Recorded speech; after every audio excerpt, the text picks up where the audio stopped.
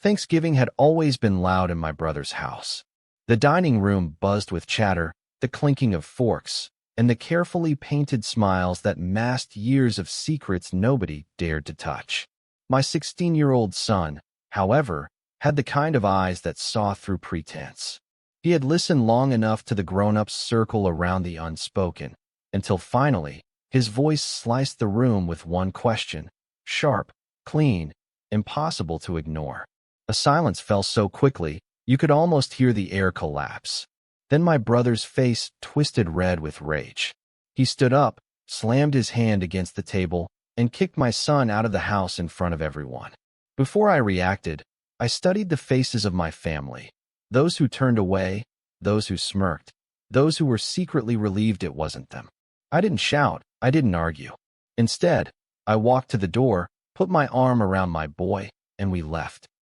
But before I closed that door behind me, I made sure to leave something behind that would haunt them more than any angry word ever could. Before we continue, be part of our growing family by hitting that subscribe button. And here's something fun. Share your name and tell us where you're tuning in from in the comments. We might feature you with a shout out in our next video, because your support truly means the world to us. Now, let's proceed. Thanksgiving at my brother David's house always looked like a glossy catalog someone forgot to return. The long oak table carried a perfect turkey like a crowned king, every side dish lined up like loyal courtiers, and the silverware arranged with a pride that dared anyone to blink out of rhythm. But beneath the polished wood and perfectly folded napkins, there was an old rattle. Years of questions sealed in the dark, like jars in a cellar nobody wanted to open. My 16-year-old son, Eli, has never been good at pretending a cellar isn't there. He watches. He adds numbers that people think aren't related. He hears the clink of the jar lids when the room goes quiet. That night, when the first toast ended too sweetly and the second one dragged its feet, Eli cleared his throat and asked the one question every adult in that room had tiptoed around for 2 years. Who signed Grandma's name on the credit line the week she was in hospice? You would think a boy had just set fire to the linens. Forks froze in midair. Laughter collapsed into the carpet. David, head of the table, blinked once, then twice, as if he could erase the sentence by refusing to see it. He didn't. Color climbed his neck like a rising thermometer, and the old tremble I knew from childhood, when we were boys and lies were bricks, came to live in his jaw again. Get out, he said, not even to me, not even to the room, straight to Eli. The command struck the plates and bounced back to us. You don't accuse family at my table. Not here. Not ever. Out. For a heartbeat, I thought someone, anyone, would say, wait, he didn't accuse, he asked. But our family is skilled in silence. Chairs creaked. Eyes found anything except a boy standing up with dignity he didn't ask for. I stood without scraping the chair. I've learned that anger loves noise. It feeds on it. Calm is hunger's worst enemy. I put my hand on Eli's shoulder. His breath was steady, even as shame tried to crawl up his cheeks. Let's go, I said. Not a tremor. No sermon. I looked around the table and saw the categories we had built over years. The avoiders who stared into their yams, the judges whose eyebrows became paragraphs, the traders calculating how much this question would cost them in holiday favors. My sister-in-law blew air through her nose, dismissive. My cousin studied the wall clock like time had a secret for him. We didn't slam the door. We didn't make a speech. We walked toward the foyer, past old family photos that pretend a single frame can tell the truth. But before I left, I did something I had planned months ago, because sometimes the truth needs a stage. I slid a thick, sealed envelope from my coat and set it right in the middle of the table runner, between the turkey and the cranberry sauce, where no one could miss it. On the front, in clear block letters, it said, "For everyone at this table. Open at 9 p.m. I didn't look at their faces. I didn't have to. I had already seen those expressions in other rooms, other years, the ones people make when the ocean pulls back before the wave arrives. I put another smaller envelope into David's empty bread plate. That one said his name. The paper felt heavier than paper should. That's what a signature feels like when it's borrowed without consent. The night air met us like a friend who keeps the porch light on. Eli slid into the passenger seat, jaw clenched, eyes glass wet, but not spilling. Kids are smart about saving their storms for when it is safe to rain. I started the engine and let the heat crawl in slow. I shouldn't have asked like that, he said, not looking at me. I shook my head. You asked the right question. You just asked it in a house that doesn't like right questions. He laughed once dry. Is that different from lying? He asked. It's the cousin of lying, I said.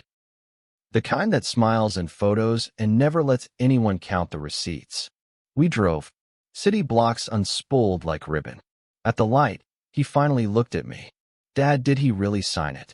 I held the wheel with both hands because the truth deserves two hands. We're going to let the envelope answer, I said. And not just for us.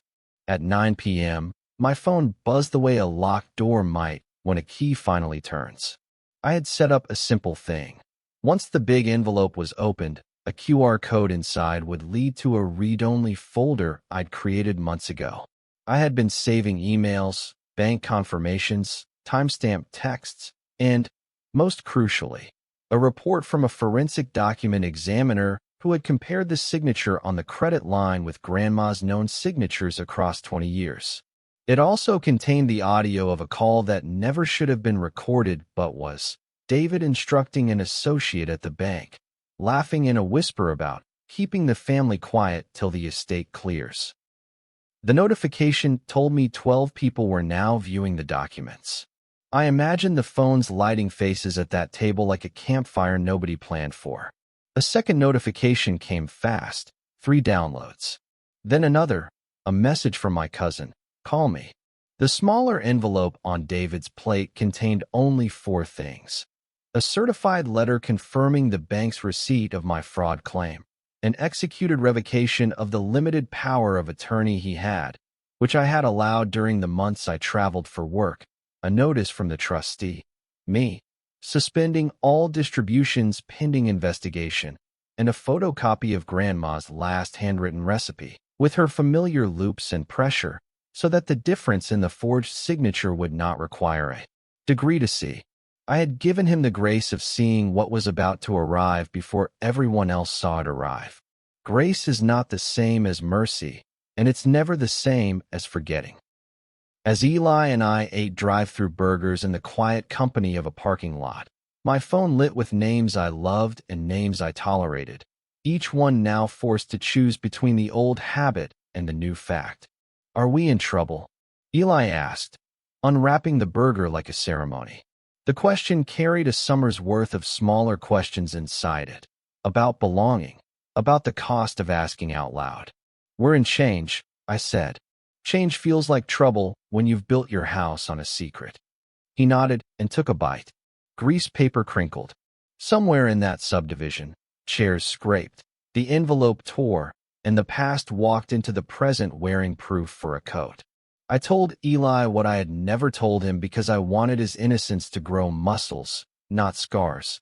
2 years ago, I'd found an unexplained withdrawal the week Grandma lost her speech. The paper trail led to a line of credit that blossomed overnight for emergency home improvements. The contractor had never set foot on the property. The materials never arrived. The signature had the shape of Grandma's name and the gait of David's impatience. My phone rang. Aunt Ruth, solid as ever, voice steady like an old bridge. I'm proud of that boy, she said before anything else. And I'm ashamed of us.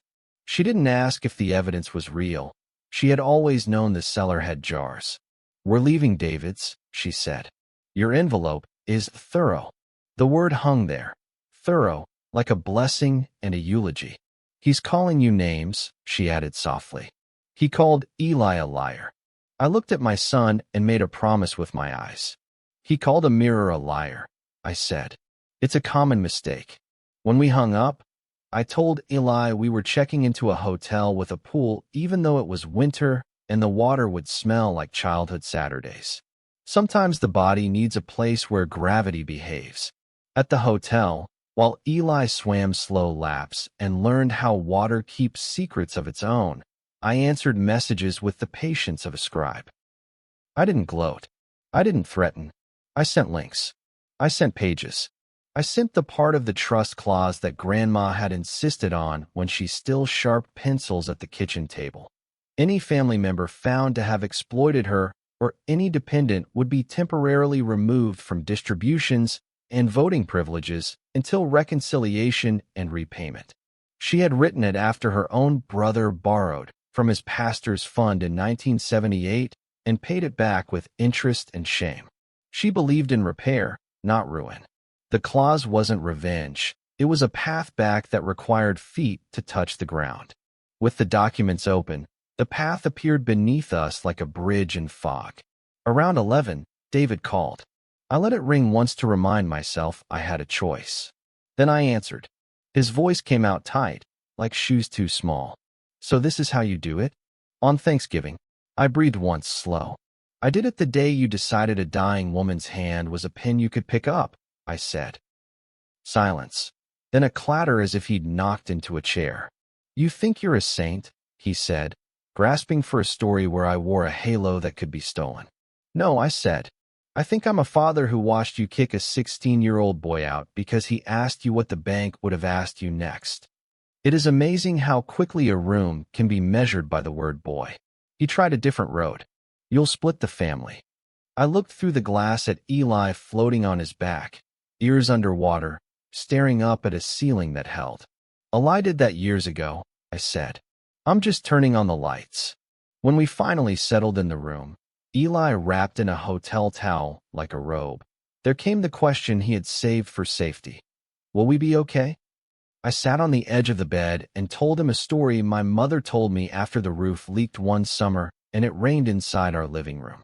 A house built wrong can still be repaired, I said. You tear out what molds. You let air in. You replace boards. You repaint. It looks like loss while you're doing it.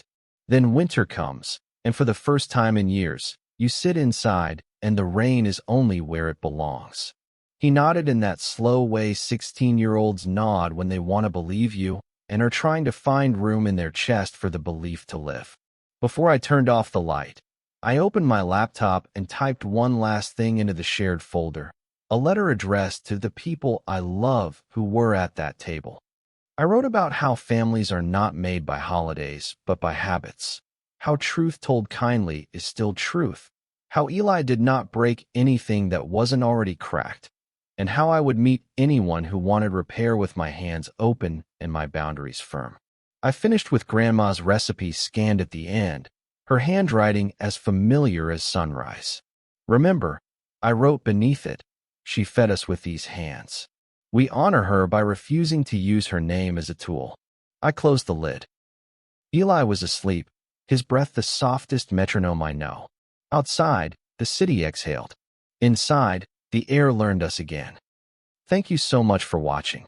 If you enjoyed this story, don't forget to hit that subscribe button and help us reach our first 1,000 subscribers. Your support means the world to us.